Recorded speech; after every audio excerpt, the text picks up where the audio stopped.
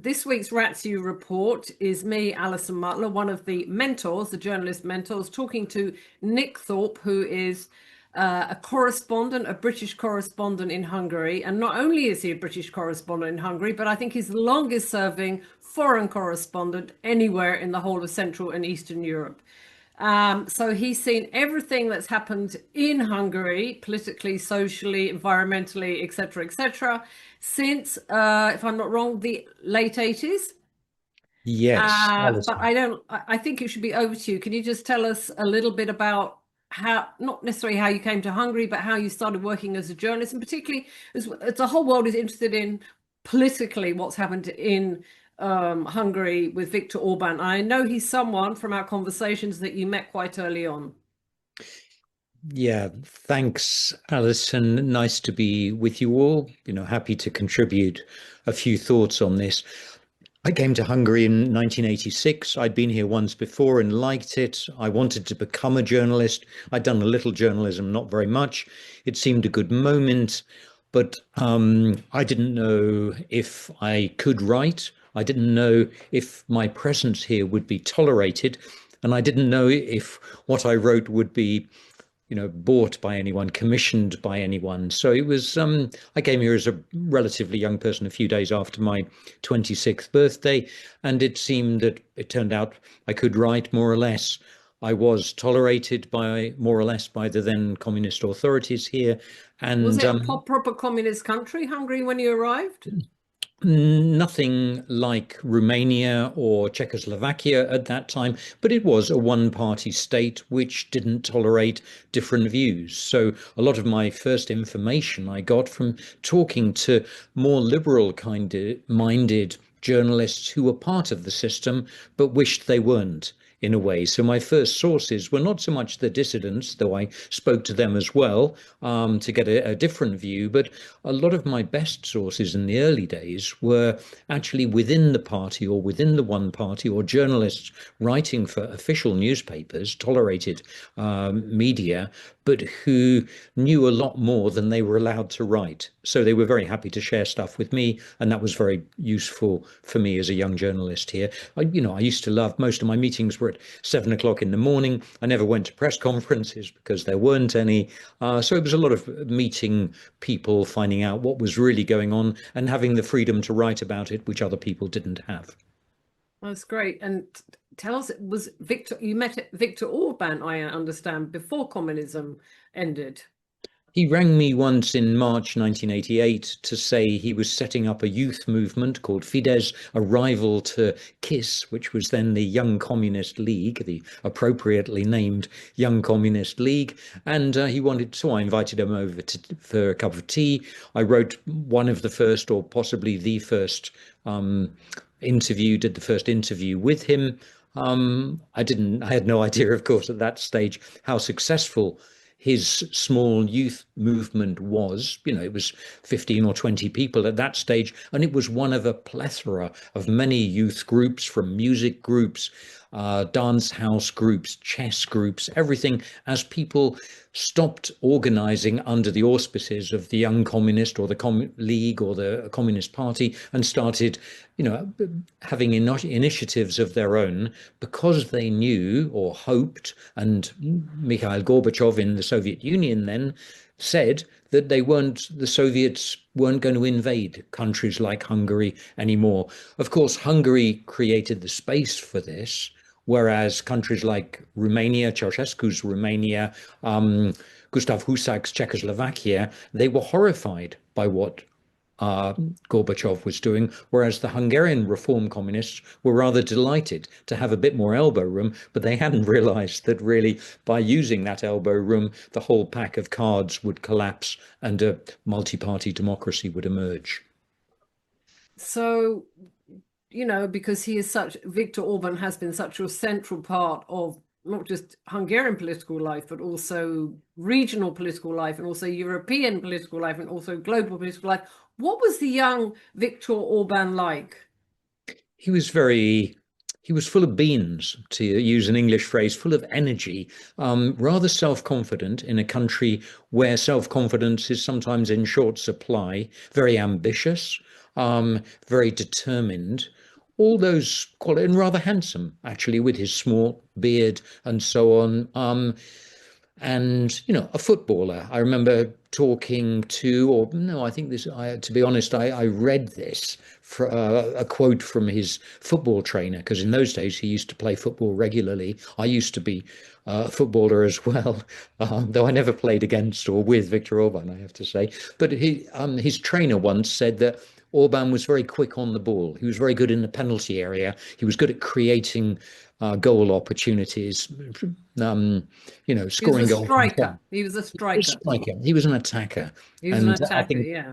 and that was very distinctive in his political career. He was pretty much always on the attack. Of course, he changed a lot in that political career. Which started in the late 80s. So it's Yeah, in 88, we're talking March 88 when he burst on the scene. In June 89, he gave this very fiery speech at the reburial of Imre Nagy, the prime minister at the time of the 1956 revolution, and his contemporaries. And he called for the Soviet army to leave Hungary. That was a very bold move in 1989. They stayed for 2 more years, but he gave them that push. So he was kind of ahead of the curve in a way. He was quick on his feet, and he turned Fidesz into a political party quickly. It did rather badly in the 1990 elections. It did even worse in the 1994 elections. Some people sort of wrote it off. I think it got 7% in 1994. But between 1994 and 98, he rebuilt it to win. It was only something like 28% of the vote, but it was enough. He was the first party that created a coalition with the smallholders in 98. Well, I won't give you the whole period, but at that time, interestingly, he wasn't calling himself a conservative at all. So he'd started as a liberal. Fidesz were in the Liberal International. He was so when the you say deputy liberal, sort of president. like centre right. Centre right, yeah. I mean, even But in the early 1990s, I wouldn't even have put him on the right side of the political spectrum. He was simply a liberal party calling for more freedom and challenging the conservatism, if you like, of the then Hungarian Democratic Forum, the party that won the 1990 elections, but already then becoming a very strong anti-communist. So he was always defining himself as much what he was against. And his sort of political ideological trajectory was from being an anti-liberal, sorry, from being an anti-communist to become later an anti-liberal. And he very rarely used the word conservative. I think, we've all got used to the idea of Viktor Orban as this rather portly conservative, albeit a national conservative figure. But in the 1998, I just checked this before coming on air with you, Alison. I checked the 1998 Fidesz manifesto political program. The word conservative does not appear one single time, zero. Through the 2000s, he starts using it a bit, but the word national is always first for him.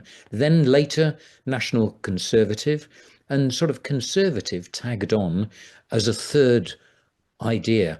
Only after this massive victory that he gets in 2010, and after he starts getting interested in the export of his experiment, of his project, of his ideas, around about 2015, 2016, when he starts being associated with the Republicans and increasingly with the first presidency of Donald Trump, when he's reaching out to the Republicans across the Atlantic, does he start using this phrase national conservative? Interesting.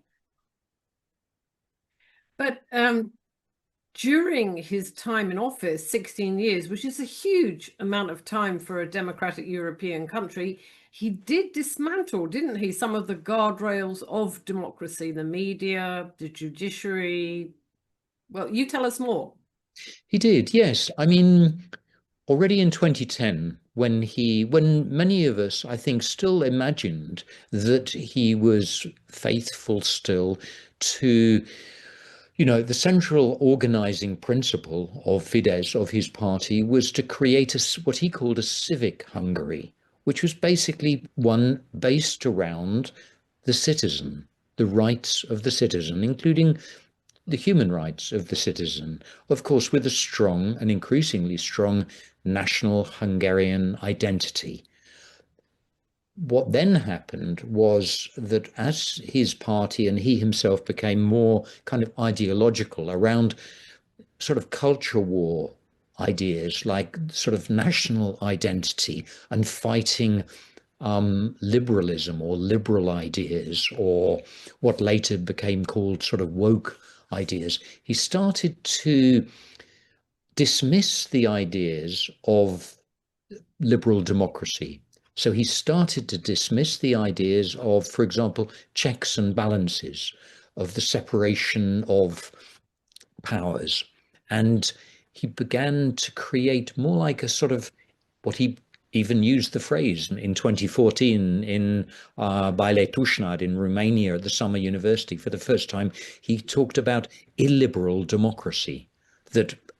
So by abandoning the ideas of checks and balances, by abandoning the idea that the courts, the Supreme Court, the Constitutional Court, the media might act as checks or limits on the power of his executive, he started to create a much more focused, a much sharper and sort of project of his own, albeit with international influences. And he obviously became a great influence on other growing right-wing or far-right movements across Europe and, of course, across the Atlantic to the MAGA Republicans. So he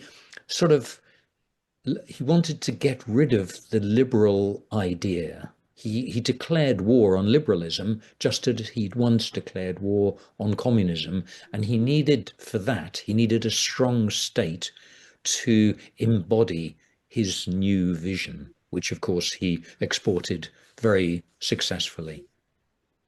Yeah, but at the same time, I remember there was four points you made in one of your articles just after he lost the election so dramatically. And you said he was against immigration, yet he quietly invited people from the Philippines, from Nepal to build cars. He said he was a fan of sovereignty, but he did nothing to defend Ukraine's sovereignty. You said it better. Tell me Yeah, those four ideas, because I thought it summed things up very, very well and very succinctly. yeah, this was a short article I wrote for the BBC on my way back from the crushing defeat that Viktor Orban and Fidesz suffered on the 12th of April. So on sovereignty, as a champion of national sovereignty, he seemed to have a limited idea of sovereignty limited to his own nation. So exactly, no sovereignty for Ukraine in its struggle against Russia, especially after the full-scale invasion in February 2022. He became a champion after the migration or refugee crisis of 2015 of keeping migrants out. He said that all terrorists had an immigrant background. So he sort of demonized everyone seeking asylum in Europe as a potential terrorist. And that was very successful in his campaign for re-election, for example, in 2018, 2022. And at the same time, however, Hungary, because of emigration, all the Hungarians seeking a better life in Western Europe, of course, he didn't like them to be called migrants, although just like Romanians or Poles or Latvians, they were seen as migrants in Britain when they came to drive lorries or to pick raspberries or whatever. So Hungary became short of a workforce, and when recently a new BMW factory was built in Debrecen in eastern Hungary, who were expected to build it but Turkish migrant laborers. Who was expected to build the Paks 2 Russian designed and Russian financed nuclear power station at Paksh. Ukrainian welders, but of course, in the meantime, war has broken out between Russia and Ukraine, and suddenly there's a huge shortage of laborers, which they haven't solved to this day. They needed 10,000 welders. They couldn't find a single Ukrainian welder who wanted to come here, and anyway, they were being paid more in Poland or in Germany. So, what were the other four? I don't have the article directly in front of me. Can you remember them, Alison?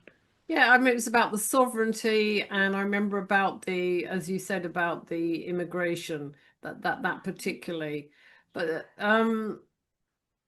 so obviously his message did appeal to perhaps rural people, perhaps people living in rural areas, perhaps people who were older. And in some ways, he made life easier for some of the media because they were all grouped, weren't they, in this massive thing called Kesma. I remember traveling myself to Budapest to report on that. You know, we all know the media is a struggling industry. We've talked about it a lot at the Ratiu Forum and Ratiu Report. And so in some ways, I suppose he helped some of the media, but he did. Now, I'm not even going to attempt to pronounce the name of that the famous newspaper that suddenly closed. The lights went off. Is that? Nepsobotchak, Yeah, yes. it just Yeah, closed on one Sunday morning, and it was like it was one of the most serious newspapers, wasn't it, in Hungary? it was the main daily paper. It had been the party daily in communist times, but it was transformed into a sort of liberal left-wing daily paper with very high quality journalism. And as you say, it folded in the early 2010s from one day to the next. Other online media outlets, Origo, Index, were taken over by businessmen close to him. And other media were squeezed out, some driven into extinction, others forced to turn to their own readership in order to get financing because advertising was used very effectively, state advertising or companies close to the Orban government or foreign companies that wanted to keep on the good side of Orban, including big German companies, didn't want to advertise in independent media. So all the independent or critical media were squeezed in this way till we got to a point where perhaps 80% of media coverage in this country, that the numbers are actually contested, but you know, I think from a media very critical of Orban before he returned to power in 2010, and it is true that they were more critical than in favour, he felt the need to take control of it. So he became a kind of control freak in a way of different parts of the economy. The media, obviously, to get his message across, the banks, in order to concentrate money, not just, as he put it, in national hands, but in the hands of businessmen close to him, big companies. There were so many stories from the Hungarian countryside. If you had a successful company, you would be offered a certain sum of money for it by some oligarch or some businessman close to or allegedly close to the governing party. And if you didn't accept that money, perhaps you might get a visit from the tax office or worse. And so you were encouraged or gently or strongly pressured to sell. In the meantime, even tobacconists were handed over, were taken away. Little corner shops, tobacconists, anyone selling tobacco were taken away from their original owners and again redistributed to local friends of the party. So you had what became known in Hungary as NER, what Orban called the system of national cooperation, which Orban's great rival and the victor of this recent election, Peter Magyar, called the system of national criminality. He just changed the word, the E in Hungarian, from együttműködés, cooperation, to bűnözés, criminality. And Before we get on to him, because it's a huge success story, just to end with Orban, quickly, what was it like for foreign correspondents, the few correspondents that still exist? Was it possible to report on Hungary, and not just you, but your colleagues, uh, It reporting to the outside world? Was it, could you write, sort of publish what you wanted, or were your we could. editors decided to put out? We could. We were in a better position than the Hungarian independent media, who were struggling for funds. What I noticed with my own work was I was attacked more and more often verbally, not physically, in the by Hungarian channels, by the government spokesperson. I was increasingly not given interviews. I was not invited to press conferences. Um, uh, it just became harder and harder to get access to the Fidesz people. They increasingly lived in a bubble with their own journalists, with their own spokespeople, and with their own spin doctors in a way, which I'd lived through communism, or the last years of communism here. So in a way, there was many parallels, not identical systems, but I'd lived in a one-party state before, and I found myself increasingly living in a one-party state, which was also partly because of the incompetence of the many opposition parties that rose and fell against Orban, because he was very good at destroying them as they popped up, discrediting them, Skillful, demonizing them. skillful. Um, but also we talked about this, I think, another time, that the Hungarians, apart from the corruption, I mean, what you were describing before beautifully in Hungarian is basically what we call cronyism. It was crony capitalism. It was him and his mates kind of having all the advantages. And there were other things. Hungary refused to join the European Public Prosecutor's Office, for example. Isn't the only country, but it did. And that cost Hungarians EU money. But they're also Orban, who you said who'd condemned the Soviet invasion of 56, began to cozy up, not just him, his administration. I'm not going to call it a regime, but his administration began to cozy up to the Kremlin. And that must have irked or chafed with some Hungarians. It did. The relationship with Russia is interesting because that really happened most visibly since after 2009, when Orban had basically a three-person meeting with Vladimir Putin in St. Petersburg. I'm told that even Orban's own interpreter was asked not to be in the room. So it was just Putin, Putin's own interpreter, and Orban. And we still don't know what really happened at that meeting. But what is certain is that from that moment onwards, perhaps before, for unclear reasons, Orban became very friendly to Vladimir Putin, and the echo chamber of his media and his social media repeated those pro-Russian and later anti-Ukrainian messages. In many ways, there was an ideological overlap here. Putin was talking about the decline of the West.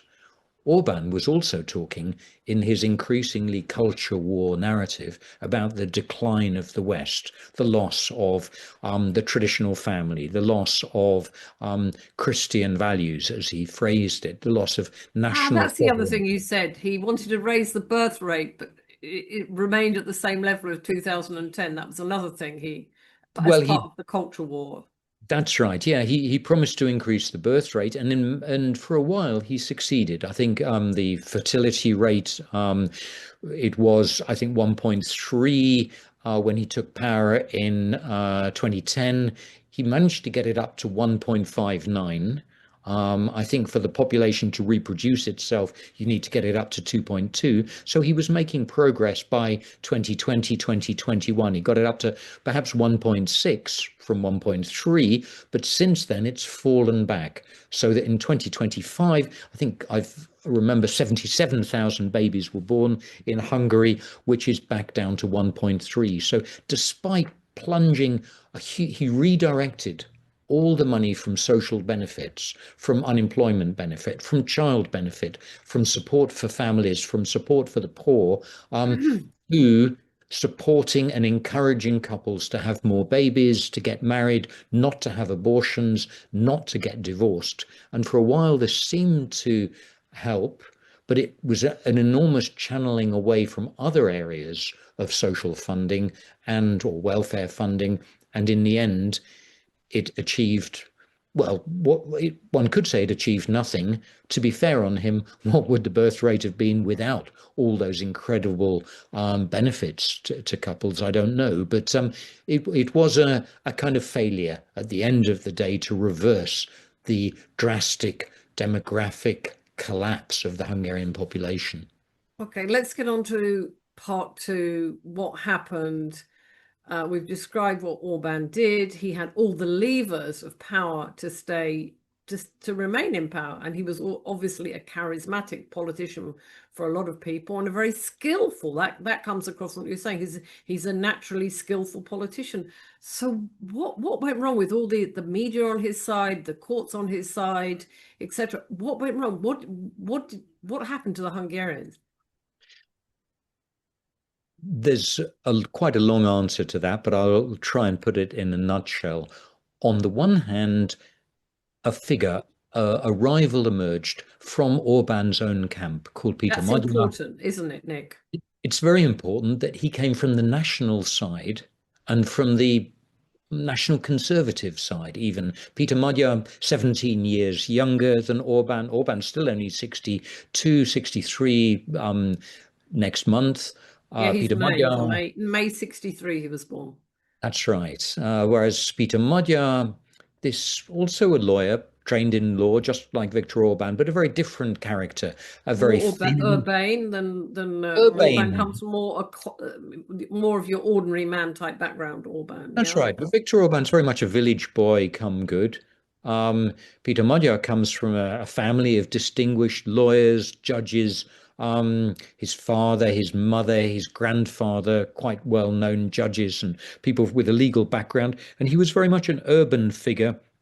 He worked for Hungary as a diplomat between 2011 and 2019 in Brussels, so very much representing the Orban positions in Brussels.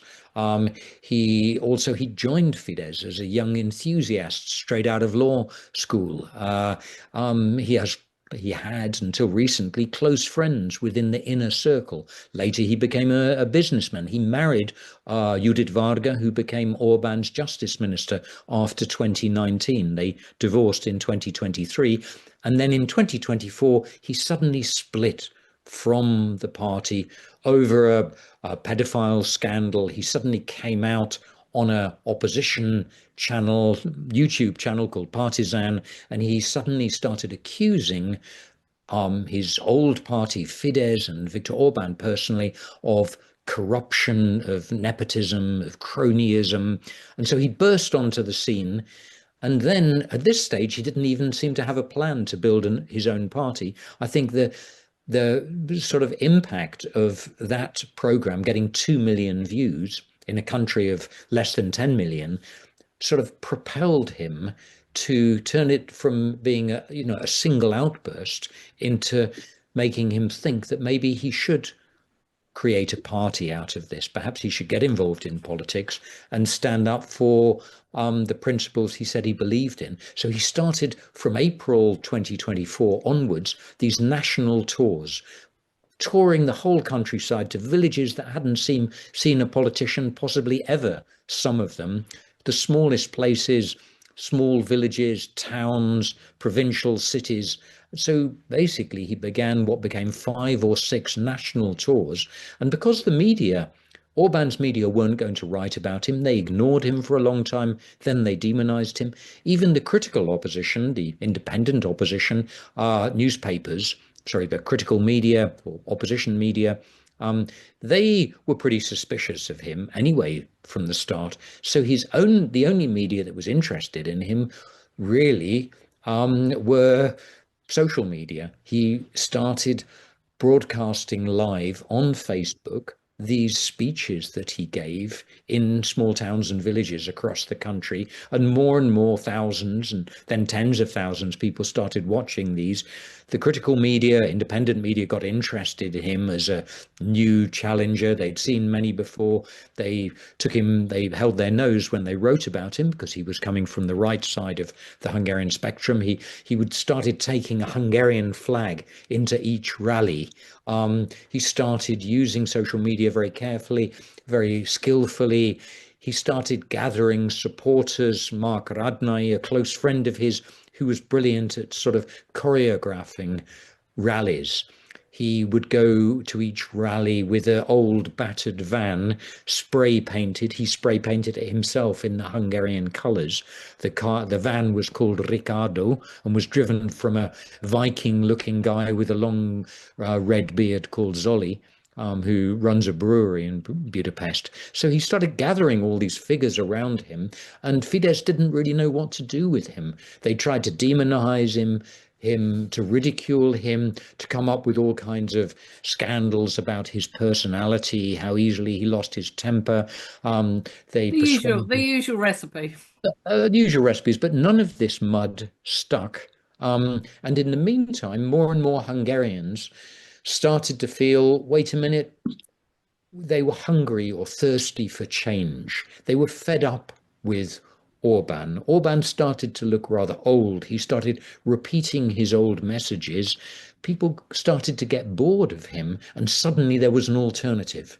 And Peter Magyar was very skilled at not just attacking Orban, but at attacking the socialist liberal government that came before him, led mostly by Ferenc Gyurcsány as socialist prime minister. So Peter Magyar attacked not just Orban, but he spoke about the Gyurcsány-Orban years, the past 20 years or more, the failure after 1990 of the communist, after the communist experiment, of the democratic experiment, all its failures, all the frustrations people had with that. So he started to present himself as a change, not just as a challenger to the Orban system, but he became the sort of embodiment of all the frustrations that Hungarians had since 1989.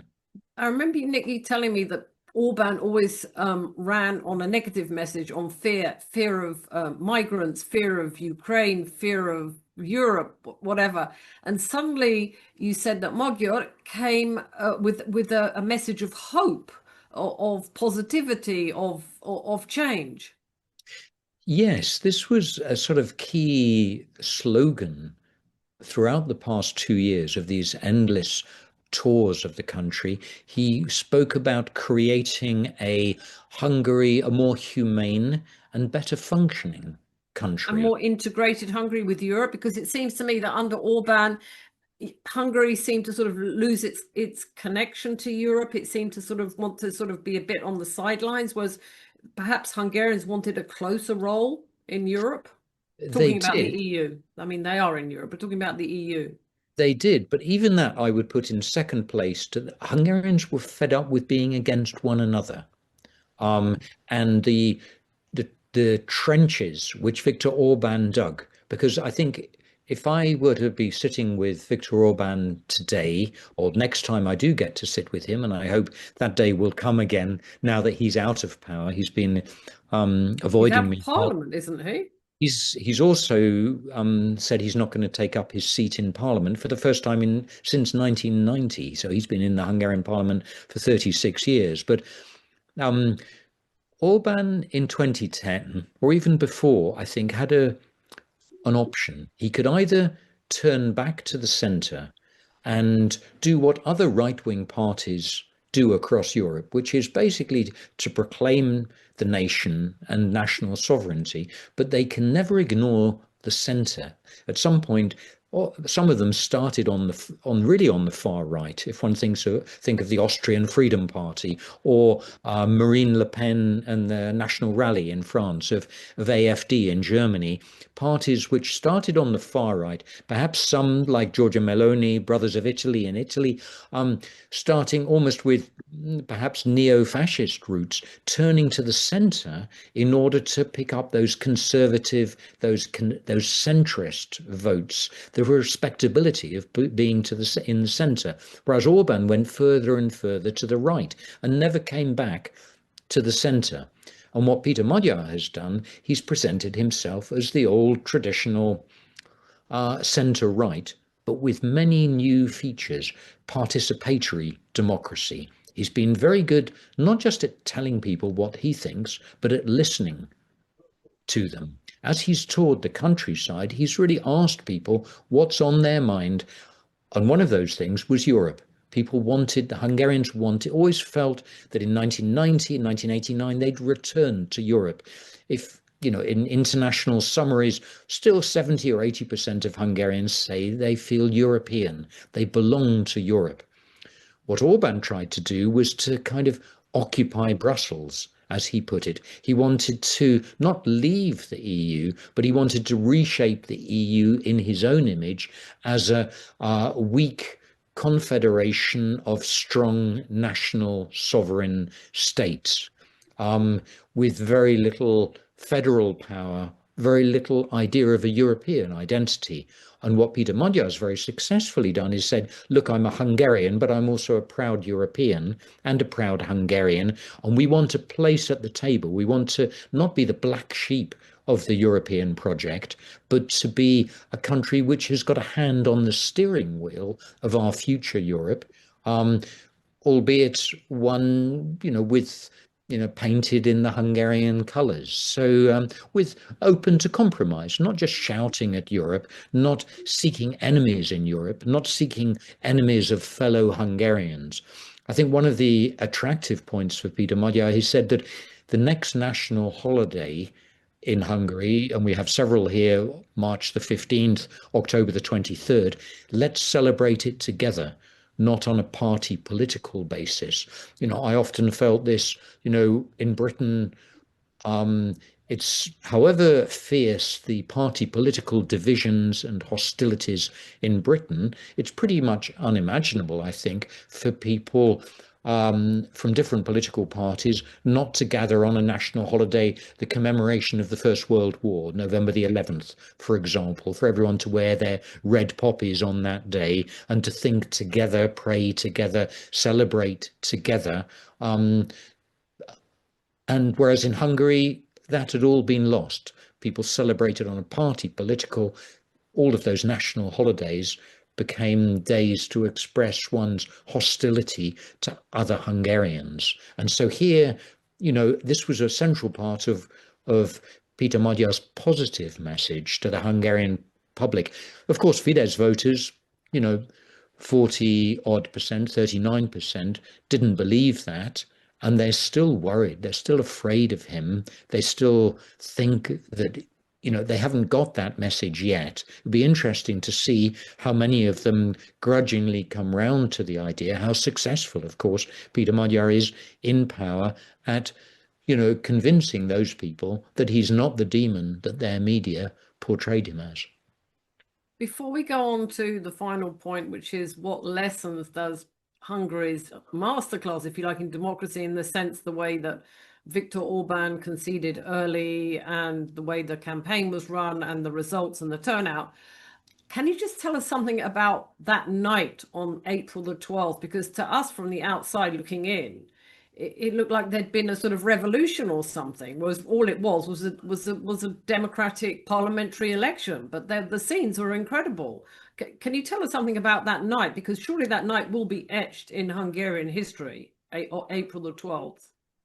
It was a historic day, and it was a day when, first of all, when nearly 80%, 79.6% of the Hungarian population, more than 6 million people in an electorate of 8.2, came out to vote. So already that was a huge democratic wave of people feeling mobilized to vote on that day, including especially young people who are often the most reluctant, who say they're going to vote but don't actually make it to the voting station on the day because they got better things to do. But there was an incredible mobilization, but also it was a day when the countryside, or parts of the countryside, in every village, people were turning against Orban. And we'd always been told that it was Budapest that was an opposition stronghold, or the bigger provincial cities. But on that day, thanks to an astonishing mobilization by Peter Magyar and his Tisza party, founded only 2 years earlier, so they managed to mobilize so many people, and I think we should get into that in a moment, and the ways that Fidesz tried to destroy that mobilization, because there were a lot of shenanigans, a lot of conspiracies, a lot of ways that Fidesz tried to destroy that mobilization, which I think are important, and foreign intervention and so on. But to come back to the atmosphere that day, I think only in the last couple of weeks of the election campaign did Tisza supporters, Tisza voters, Tisza activists, even some Tisza candidates I spoke to, actually begin to believe that they could defeat Fidesz. Because of the changes Orban had made, because of the state capture, because of the overwhelming power he had in the media, because pretty much all 15, perhaps 14 out of 15 constitutional court judges, because the head of the Supreme Court, because of the state asset office, all these things were really much in the hands of Orban, of this concentration of power. Many liberal commentators had suggested for years that it was impossible, that this was an autocracy, a dictatorship. It was impossible, and it would be impossible. They didn't believe that an opposition party could overcome Fidesz in the election. And so there was this mass surprise. I think the euphoria on the night of the 12th was partly because so many people that came out onto the streets to celebrate something which they've experienced on their own skin as a miracle. A miracle. A miracle. So the Hungarian miracle, all night. The Hungarian miracle, the Hungarian spring, that's how many people felt. Hungarians. Is that what they're calling it, the Hungarian spring? No, it's what I'm calling it. You're calling it. But what lessons does this have? First of all, it's clear that this was not a dictatorship in the sense that the election was unmarred. The person who lost conceded very early, and there's massive turnout, which is an important part of democracy, and the results are very decisive. But what lessons does this have for other countries, other democracies? First of all, partly perhaps in the region, we have a big political crisis at the moment in Romania. We don't know how it's going to turn out. We had elections in Bulgaria. You may have covered them last weekend, where a pro-Russian candidate party won. What lessons does Hungary have for the future of democracy in the region? I mean, because there are a lot of tensions at the moment. There are a lot of problems with Ukraine, the war, with the rise of right-wing parties. I mean, right-wing parties have a right to be in parliament, but it's the way they want to dismantle democracy that is the problem. So what lessons do you think, I mean, it's a very broad question, does Hungary, what happened in Hungary, have for other countries in Europe? I think we need to go back a couple of steps to explain a couple more features of the Tisza party victory, because that's part of the answer there. So what's happened in Hungary is not a return to something that existed before Viktor Orban and this 16 years of Fidesz rule. It's something new. This is not a traditional left-wing or liberal politician or party or movement. It's a broad camp of democratic-minded individuals, national-minded individuals, centrist individuals. There are liberals there as well, but it's about participation and involving the citizens, involving the voters in decision making, not just during the election campaign, but sort of permanently. The Tisza Islands that were invented by the Tisza party and Peter Magyar and the small group of people around him, these were in every village and town in Hungary, people who wanted change, people who felt who wanted change, who wanted to retake control of their own lives again in a system which was increasingly centralized in the hands of Orban and his system. So if you think in terms of, the rise of the right in Europe, this has often been a grassroots movement or a working class movement, not only in Europe but in the United States, pushing back against what's seen as a liberal elite. Yeah, like in Britain, we have reform. A lot of them are sort of working Exactly. class people who feel that they've been let down by Labour and particularly Labour. Traditionally, the working class people voted Labour. I mean, some voted Tory, but yes, you're right, as a reaction to the mainstream. And what we had in Hungary, on the other hand, was a nationalist elite, concentrating power in its own hands and living in its own bubble with its own media, with its own demons and friends and allies, getting increasingly rich while the middle class was being eroded and people were getting poorer and poorer. So, in a way, this was a rebellion by the Hungarian public. What happened was a rebellion by the Hungarian public against a nationalist elite. So it was a similar dynamic than we're seeing elsewhere, but Orban became the victim of his own invention, in a sense, of this anti-elite message. So this And is the second revolution after 56, 2026. revolution is an interesting Maybe word. not. Yeah. When one puts it to people around Peter Magyar, I haven't had the chance to try out revolution on him, or maybe I did in one interview. He doesn't like to use the word revolution. It's a word sometimes associated actually with Viktor Orban. So he doesn't use the word revolution, but he does use the word a lot, system change, which is what we thought we got in 1989, 1990. So it is something new, it is something participatory. And interestingly, in office, Peter Magyar has said he's going to carry on touring the countryside, talking to ordinary people. And the people he's selected as MPs, or rather selected as candidates who were then voted into office, all 142 of them, 141 in a parliament, 199 strong, people who won one Big seat. majority. These are ordinary people.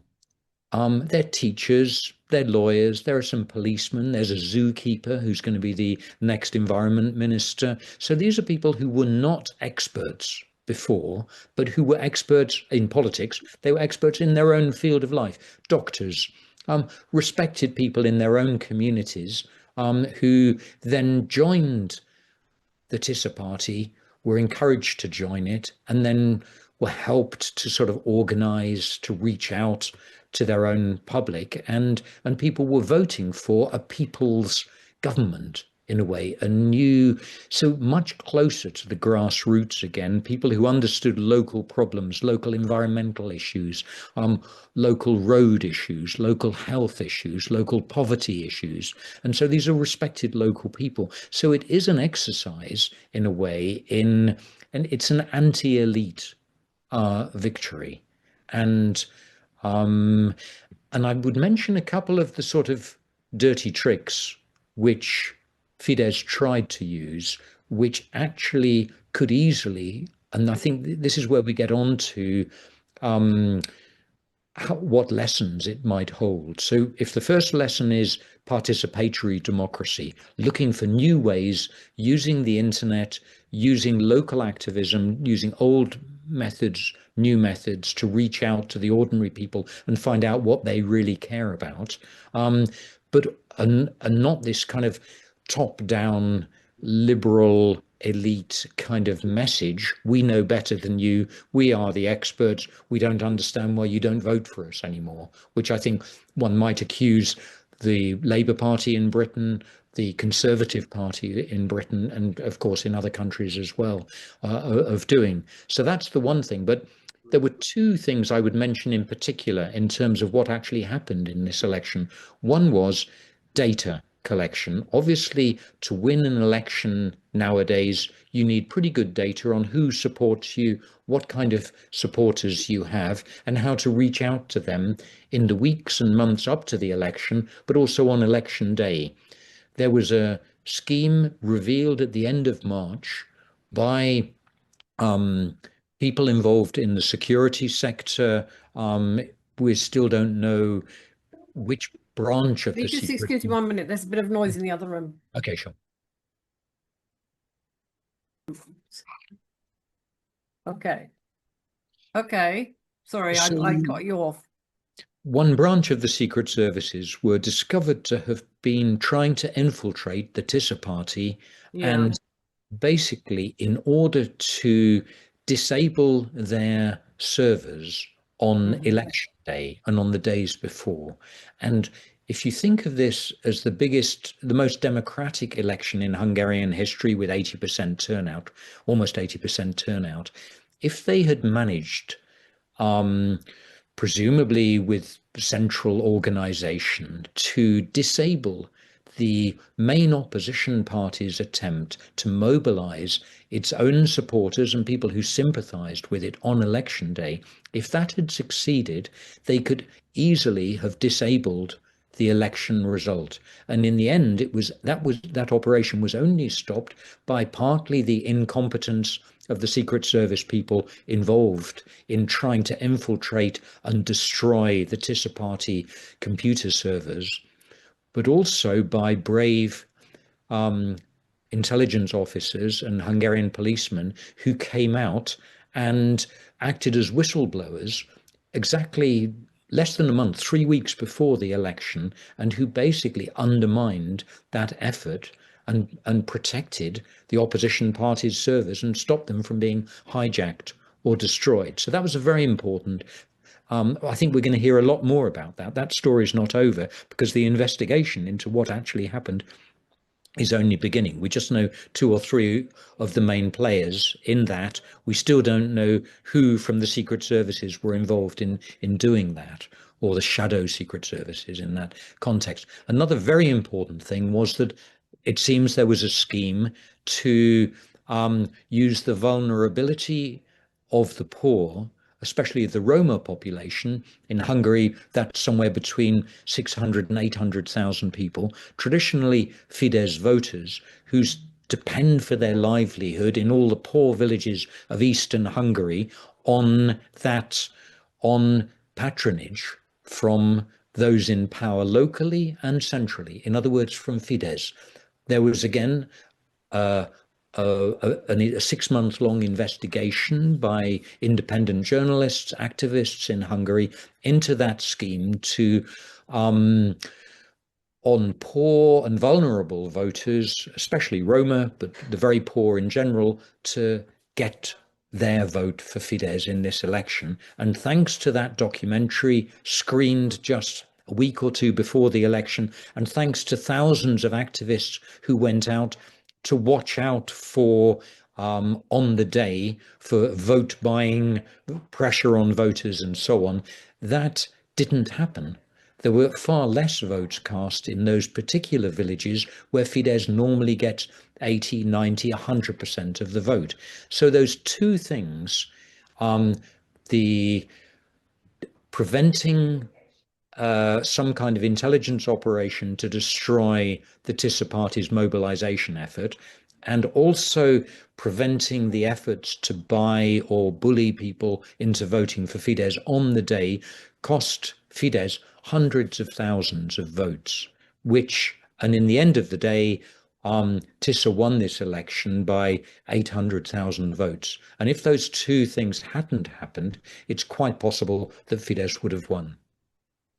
So it seems to me democracy is no simple thing, and you can't assume you ever have it. And you need a wide variety of actors, starting with the media, the judiciary, politicians themselves, civic activists, ordinary people, keeping an eye on whoever is in power and keeping an eye that things are done in a fair and democratic way. So we can't assume that we'll ever have the democracy, once it's there, will stay there. It's something that needs to be closely guarded and watched and cared for. That's to me what seems to be the overall message, and the same for every country. I agree completely. And somehow, I think there's a sense in many European countries that democracy is something boring. And in countries where there was a sort of liberal or left-wing elite in power, perhaps the idea of change or of something new has been what's caught the imagination of the right-wing youth, for example, or of disgruntled working class or other voters. What we're seeing in Hungary, and I think what's really new about all of this could be the export, if you like, of the Tisza party, is reviving the interest of the ordinary public, whether they're working class or middle class, upper class for that matter, in the functioning of democracy, reclaiming their country in a way that was supposed to happen, that everyone thought was happening back in 1989, in 1990, with the revolutions. So this is not going back to some kind of status quo ante, some pre-89 or pre-2010 moment. It's actually moving forward to, people feeling empowered again to have a view, to debate with one another, and not to declare their political rivalries just as sort of enemies. Well, that's what it is, isn't it? Democracy, power for the people. Yeah. Exactly, So, and not always a centralized project, but the no. idea of decentralizing democracy. Again, one of Peter Magyar's promises is to decentralize power in this country, give local councils back some of the power that was taken away from them by the centralizing tendencies of the Orban years. Well, we wish him luck for Hungarians, but also for the rest of Europe and for democracy itself. And Nick, thank you very much for joining us for the Ratiu report and giving us the inside story and all that wonderful detail and insight on what has happened in Hungary in the last almost 40 years. It's been fascinating, and I'm sure we could talk much longer, but there is a limited amount of time you can have for this conversation.